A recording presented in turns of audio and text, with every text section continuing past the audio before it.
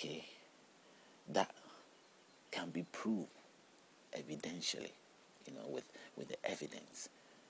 That is truth. Now, what are lies? Lies are something that lives in the areas, in the circumstances of where they sort of take advantage of the situation. They don't have any proof that backs it. They can be even having proof of backing it, but they do not generate into a permanent, answerable solution. They are temporary, there to sort of destroy our lives. The truth is what matters. The solid things of life is having the truth of something, but the truth must come with evidence. And if you don't have evidence that backs it, there is no truth to it. If I say there is a God, there must be evidence backing it. If let's say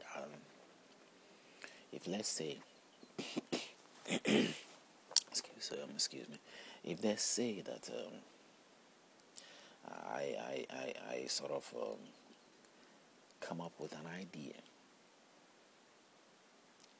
an idea of some imaginative idea, and I cannot prove it for it to materialize. I mean, what is the truth in that? Even if it's building a car or building a motor, and I'm not able to do it for it to materialize for the view of people, what is the truth in it? There is no single truth. Anything that is proven to back up the words that has come forth, to back up the verbal claim of it, must be, it's truth. It's the truth. The evidence makes it true. Without that evidence, it does not make it true. It may be true, but it does not make it true because there is no evidence to it. So that is what happens now to truth and lies or falsehood. Something becomes false because you don't have any evidence to back it. Why won't it be false? So even the idea of God generates strongly into so many minds to be seen as something false. It's not real. It's not true. If it is, all these centuries, why hasn't it happened, or why hasn't it proven itself? And that is what happens to most of the situation, that it takes a lot to convince, and it will take a lot to convince. Why would you stress yourself convincing something you can never have proof to? But that's what others will do. And as they keep doing that, they are forced to mislead others and lead them to the trap of which they never find what they seek.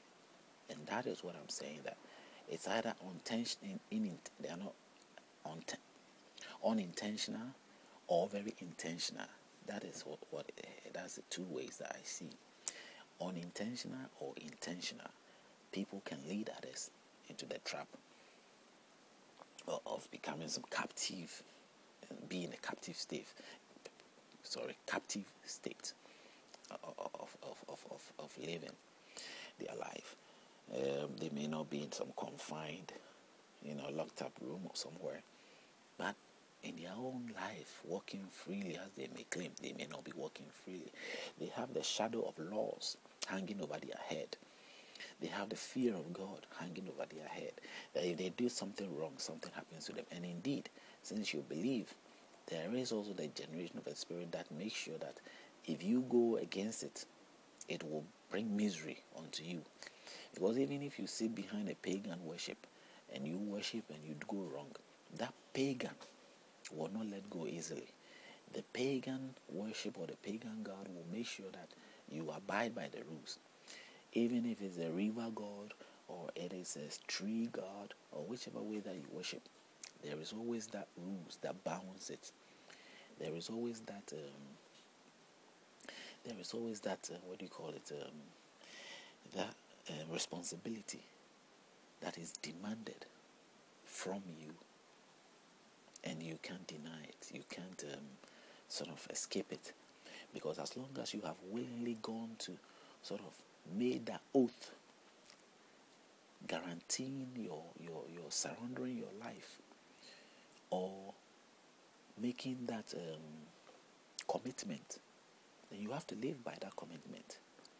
Even if you are, let's say, if you are an Islamic person, I will jump into the Bible too. I go which ways. The Bible teachings of my brushing through is in Genesis 12. I think it's 12 or 11. We'll continue from there. But let me point these few things out. In this Quran book of let's say in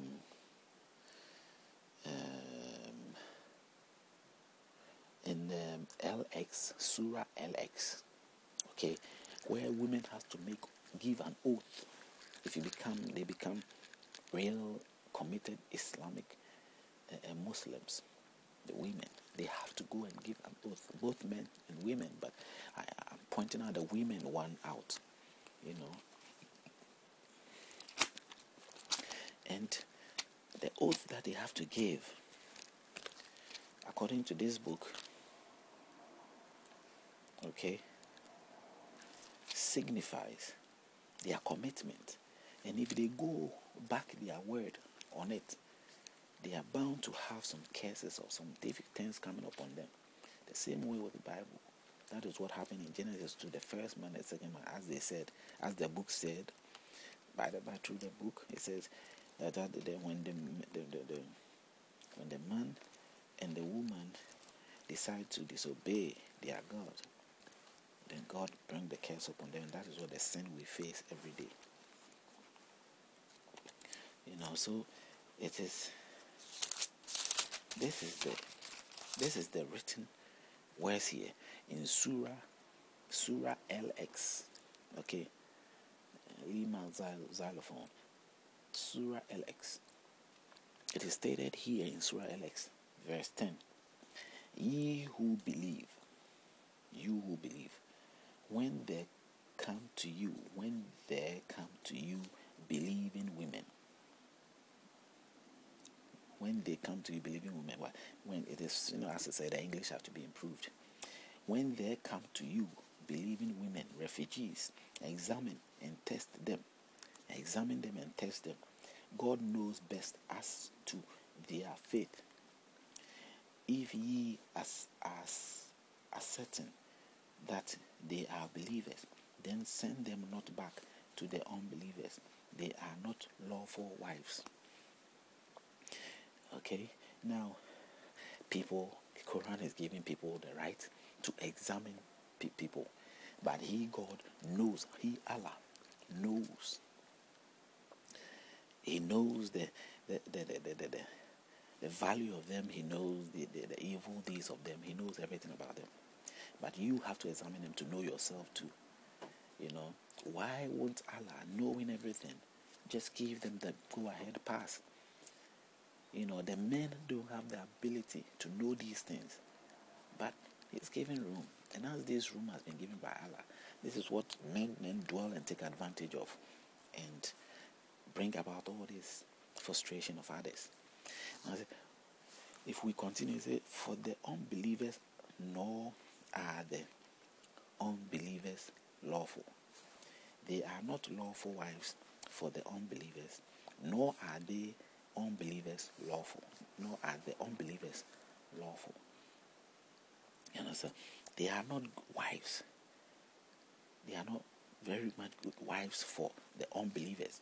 So as they become believers, or they have come in and you search them, you test them, and they are actually okay. They are now not not for the unbelievers. They have become part of you. They are not part of the unbelievers. That's what he's trying to say. Now, for them, but pay the unbelievers what they have spent. Give the unbelievers what money they have spent on maybe the woman or the women on their dua, and there will be no blame, so that you will have no problem.